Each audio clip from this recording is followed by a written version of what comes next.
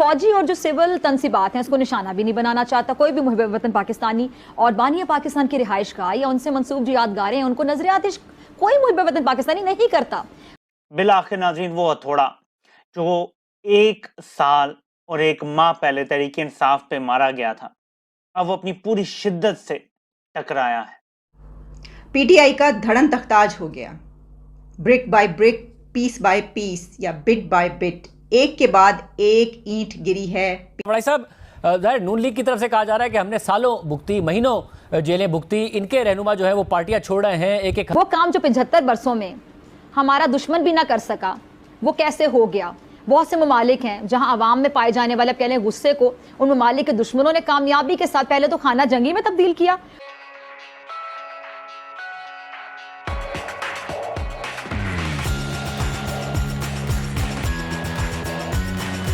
और फिर रियासती इदारों के रिट कमजोर होने पर बाहर से हमलावर होकर उन ममालिक की ईंट से ईंट बजा दी। इराक, लिबिया, शाम, यमन, इनकी एग्जाम्पल आपके सामने है। बरसों गुजर जाने के बावजूद यहाँ पे क्या इन तमाम ममालिक में जो दाखिली अमन कायम करने में बुरी तरह नाकाम रहे। और जो हमारा दुश्मन है भारत, वो तकसीम हिंद के वक्त से आपको पता है पाकिस्तान को दुनिया के नक्शे से मिटा देने के दर पे है। और हमारे मुल्क में जिस तरह पाक फौज पर तनकीद, पाक फौज के खिलाफ नफरत की हवा दी जा रही है, ये सब सियासत नहीं है बल्कि मुल्क दुश्मनों के हाथ में खेलने के मुतरादिफ है। प्रोपोगेंडा करने वाले नहीं जानते कि अगर मुल्क की सलामती का इदारा कमजोर हो गया तो पाकिस्तान के देरीना दुश्मन हमलावर होने में देर नहीं लगाएंगे। क्यों समझ नहीं आ रही इन लोगों को। यहाँ बरसर इक़्तिदार जो हुकूमती इत्तेहाद में शामिल सियासी जमातें हैं, इनकी क़यादत को सोचना चाहिए, इनको भी सोचना चाहिए कि वो सियासी कशीदगी को इस हद तक लेकर ना जाएं जहां से वापसी मुमकिन ना रहे, और सियासत रियासत पर पढ़कर रियासत की बकाओ को ही खतरे में डाल दे। और आज हम इन्हीं हालात से दो चार हैं। कौमी हीरोज के मुजस्मे नहीं जलाता। अब कोई हुकूमत जाने पर दुखी हो या साइफर अमरीकी साजिश का बयानिया बनाए, मुखालिफिन पर चोरी करप्शन के इल्जामात लगाए या फिर इल्जाम लगाता लगाता खुद मुल्जिम बन जाए, अवाम तो अवाम पीटीआई के अपने जो रहनुमाएं, अपने कारकुनाने पूछने पर मजबूर हो गए हैं। क्या वो कहते हैं कि जी तू इधर उधर की बात ना कर, तू इधर उधर की ना बात कर, ये बता कि काफिला क्यों लुटा। मुझे रहजनों से गिला नहीं, तेरी रहबरी का सवाल है। क्योंकि ये देखना इंतहाई जरूरी हो गया है कि जो नफरत का बीज है ये बोया किसने था, कहां से शुरू हुआ, जो हालात बद से बदतरीन हो गए, और सियासी अदम इस्तेकाम से जो रियासती अदम इस्तेकाम कायम हुआ, वजह क्या बनी।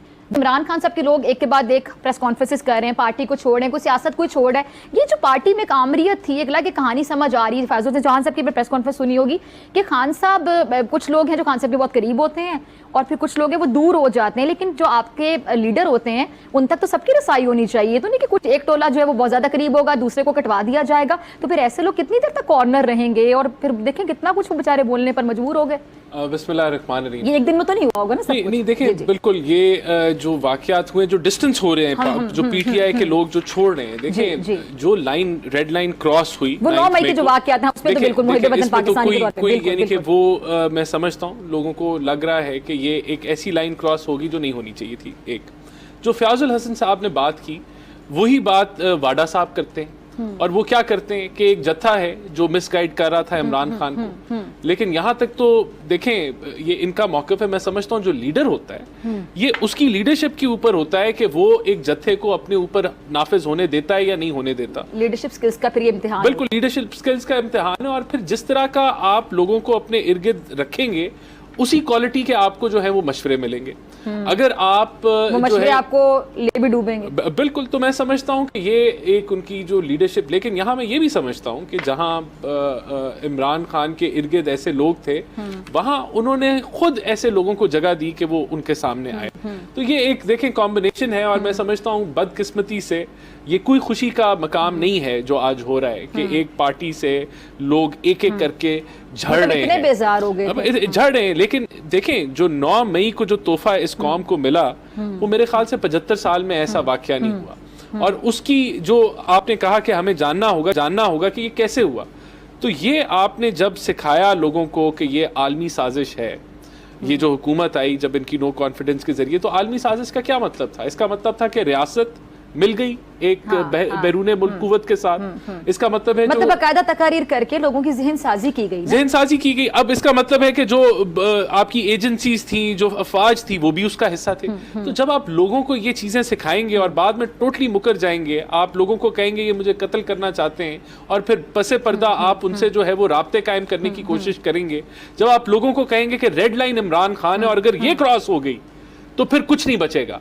ये सिखाया गया लोगों को। तो जो नौजवान है उसने फिर उसका रद्द दिखा पीटीआई के बुर्ज उलट गए हैं और ताज उछल गए हैं। वैसे तो हमारे मुल्क में ये कहा जाता है इलेक्शन से अगले दिन जब रिजल्ट्स आते हैं, जो पार्टी हारती है उसको कहते हैं बुर्ज उलट गए, ताज उछल गए, क्या से क्या हो गया। तो क्या से क्या हो गया आज पीटीआई के साथ।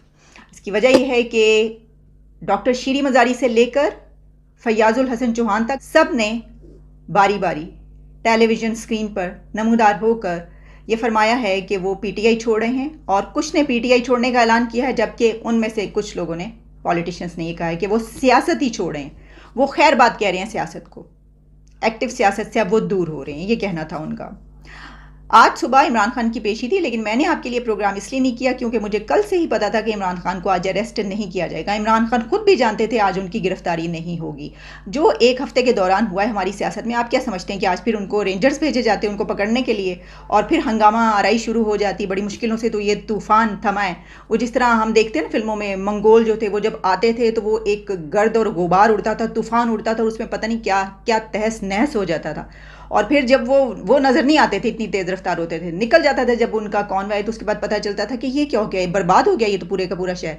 तो एग्जैक्टली हमें ऐसा लगा है कि जो ये दिन गुजरे हैं उसमें ऐसा ही हुआ है कि जैसी तहरीक इंसाफ को अंदर से तोड़ने की कोशिशों में शदीद तरीन तेजी आ गई है। इस कदर गिर गई हैं तागूती कुव्वतें कि जिसकी कोई मिसाल नहीं मिलती। लोगों में मायूसी के बादल छा रहे हैं, लेकिन ऐसे में इमरान खान का बयान आता है कि मैं इन यजीदी कुव्वतों के सामने झुकूंगा नहीं, आखिर सांस तक मैं इनसे लड़ूंगा। सूरत हाल क्या है देखें, कुछ लोगों को दबाव डाल के, फैमिली बिजनेस का दबाव डाल के छुड़वाया जा रहा है। ज़ाहिर सियासत में लोग जो हैं वो मेरे आप जैसे तो है नहीं जिनका कोई स्टेक नहीं है, या कारोबारी लोग होते हैं, ज़मींदार होते हैं, या बड़े बड़े ओहदों पे लोग बैठे होते हैं, तो उनकी नौकरियों का मसला हो जाता है, कोई ना कोई तरीकाकार। लेकिन इस बार ये इतना गिर गए हैं, और ये सियासतदानों के साथ होता रहा है पहले भी, लेकिन इस बार ये इतना गिर गए हैं कि ये घर की औरतों को थ्रेट करके लोगों से छुड़वा रहे हैं पार्टी। ये खुली यजीदियत है, इसके सामने झुकना ये पॉसिबल नहीं है। कोशिश इंसान को आखिर दम तक करनी चाहिए, और इसीलिए इमरान खान ने कहा है कि मैं यजीदियत के सामने नहीं झुकूंगा। हफ्ते में 3-3 दिन में जो कि इल्ज़ाम लगाया जा रहा है, ये वजह क्या हुई कि ये इतनी तेज़ी से लोग पार्टी छोड़ते नज़र आ रहे हैं? देखिए, बुनियादी तौर पर अगर पीटीआई का एनालिसिस किया जाए कि ये इस पार्टी में कौन लोग शामिल थे, तो सारे प्रो एस्टेब्लिशमेंट लोग जो थे नज़रियाती तौर पर वो इसमें शामिल हुए थे, और कुछ शामिल हुए थे जो इंतखाबी वजह से कि हम इक़्तिदार में आ जाएंगे, ये पॉपुलर पार्टी है।